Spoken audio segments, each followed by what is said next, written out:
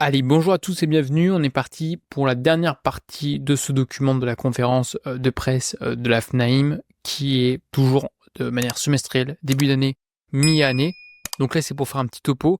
Je vous invite à voir mes dernières vidéos sur le marché du logement. Une première vidéo qui regroupe donc A, B, C, D.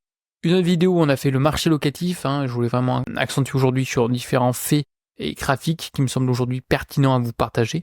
Et aujourd'hui, on va voir la dernière partie politique du logement. Alors, politique du logement, quelle perspective et pour quelle reprise?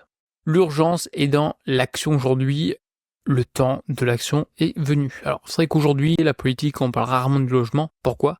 Parce qu'on a environ, je dis bien environ, 50% de locataires, 50% de propriétaires. Donc évidemment, si on prend parti de l'un ou de l'autre, on va avoir des répercussions.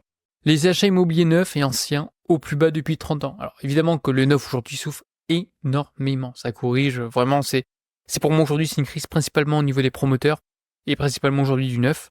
Leur principale motivation, aspect aujourd'hui du neuf, c'était la défisque pour les investisseurs. Aujourd'hui, il n'y a plus de Pinel, donc on va bien voir comment ça va se passer. Un Français sur 6 a effectué aujourd'hui un achat de logement, donc neuf ou ancien, sur les 12 derniers mois, contre un Français sur 42, plus haut, donc en août 2021. Donc dommage qu'on n'a pas plus de data pour avoir justement les comparatifs avec 2008-2009, mais voilà, ce jour on est quand même sur des plus bas. Donc achat de logement donc neuf plus ancien rapporté sur l'ensemble du parc de logements. Une accession à la propriété donc de plus en plus précaire. Évidemment aujourd'hui l'immobilier est décorrélé. Je mettrai également en insertion la courbe de Frigite à ce jour. Donc pour les moins de 50 ans, aujourd'hui, donc ça corrige fortement. C'est vrai qu'aujourd'hui, il y a quelques années, avec un SMIC, on peut investir dans l'immobilier. À ce jour, malheureusement, non. Donc c'est vraiment compliqué aujourd'hui, notamment pour les primo-accédants. Évidemment, les ménages qui ont plus de 50 ans, ça augmente. S'il y en a un baisse, l'autre augmente. Ça fait 100% de toute manière.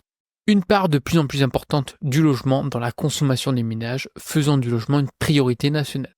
Je rappelle aujourd'hui à titre indicatif la part du logement dans la consommation des ménages.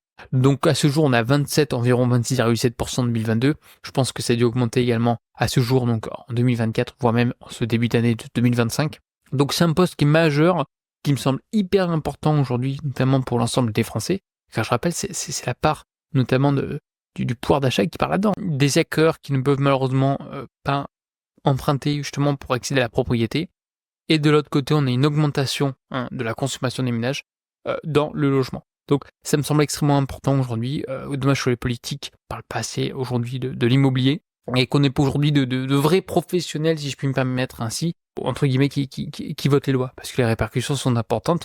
Et évidemment, comme d'habitude, c'est le pauvre petit ménage qui a rien demandé, qui se prend gentiment toutes les répercussions.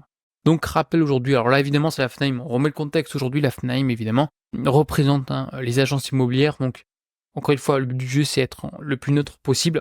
Donc la FNAIM est quand même assez proactive, notamment en termes de propositions et de demandes. L'une qui est quand même assez adressante, c'est la portabilité aujourd'hui et la transférabilité des prêts. C'est-à-dire que on achète aujourd'hui il y a 5 ans par exemple une résidence principale avec un taux de 1%, ça serait la possibilité de transférer ce prêt, ce taux de 1% pour la prochaine aujourd'hui acquisition.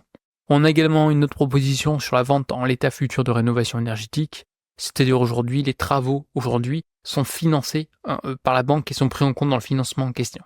Également investi aujourd'hui, défiscalisé demain, c'est-à-dire aujourd'hui le bailleur achète un actif, il le loue pendant 10 ans et puis derrière il défiscalise. Ça peut être une incitation. Et restauration également des APL, donc accession, aujourd'hui qui sont principalement délivrés pour le logement social, pourquoi pas aujourd'hui sur le logement privé, notamment pour des primo-accédants qui souhaitent tout simplement investir, par exemple sur leur première RP dans un petit appartement. Alors juste avant qu'on se quitte, je vais également vous présenter quelques petites slides en annexe qui me semblent intéressantes, notamment aujourd'hui l'évolution des prix par rapport au pic. Ce qu'on peut constater aujourd'hui, c'est principalement Paris qui corrige. En Ile-de-France, sur Paris, on a quand même des corrections à ce jour par rapport au plus haut.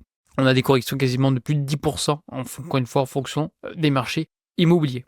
Des évolutions de prix qui sont contrastées aujourd'hui dans les grandes villes depuis 2 ans. Les grandes villes corrigent de manière, on va dire, assez importante. C'est le cas par exemple de Lyon, c'est le cas par exemple de Nantes, c'est le cas également de Strasbourg. On va voir par exemple également Bordeaux.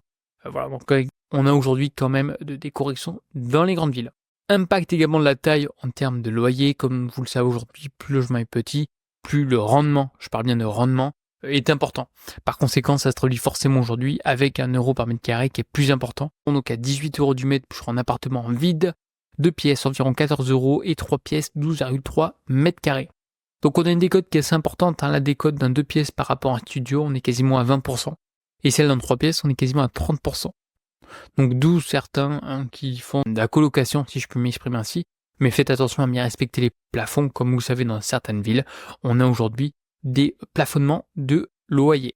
Location courte durée, bientôt autant de nuitées que les hôtels. Évidemment, une classe d'actifs que j'apprécie pas forcément les hôtels, comme vous le savez aujourd'hui sur les foncières cotées, j'en parle pas mal. Avantage des hôtels, comme vous le savez, c'est la nuitée. On va tout simplement aujourd'hui indexer par rapport à l'inflation. Ça, c'est un point qui est assez important. Le problème des hôtels, c'est qu'ils sont dépendants des grandes plateformes, comme par exemple Booking. Et Booking prend à peu près, on va dire, 20% aujourd'hui, 20% des revenus de la nuitée d'un hôtel. Et face à ça, aujourd'hui, on a énormément de plateformes comme Airbnb, par exemple, et qui aujourd'hui font face aux hôtels.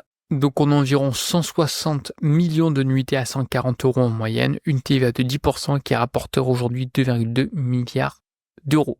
La dynamique est nettement aujourd'hui plus favorable que pour les hôtels. Paris représente aujourd'hui 12% des nuitées, ce qui est quand même considérable. Évidemment, Paris, parce qu'il y a énormément aujourd'hui de touristes, comme vous le savez. Nice, c'est 4% avec la deuxième ville. Alors juillet-août, évidemment, là c'est le combo, ça représente un tiers des nuitées.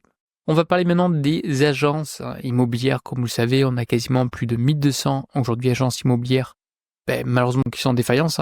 Bon, c'est un taux qui est plus important qu'en 2008-2009. Après, il faut pas oublier qu'on est quand même de très très belles années. Ce sont principalement les agences qui faisaient que la transaction. D'autant plus qu'aujourd'hui, on a les mandataires qui arrivent, qui font face aux agences, parce que c'est deux choses qui sont différentes. Les mandataires n'ont pas d'agence, pas de locaux, par conséquent, moins de charges. Donc, ils résistent mieux, parce que ce qu'il faut également comprendre dans une boîte, c'est bon nombre de personnes pensent au chiffre d'affaires. Bon, encore le chiffre d'affaires, ça dépend des marges, on est bien d'accord. Pour avoir le résultat net, c'est les bidas et compagnie. Mais également, un poste qui est important sont les charges à vérifier. Les charges, il ne faut pas qu'elles soient trop importantes. Et aujourd'hui, les agences immobilières avec les locaux, également les collaborateurs, les salariés, on a une masse salariale qui est importante. Bon, ça corrige fortement. Donc, à niveau proche de 2009, avec, je vous dis, environ donc 1300 défaillances en juillet. Donc, 2009, une augmentation des défaillances a été plus forte qu'à l'époque, donc 980 contre 880. Allez, la vidéo donc touche à sa fin, donc n'hésitez pas encore une fois à échanger dans les commentaires, à partager, à vous abonner, et je vous dis à une prochaine.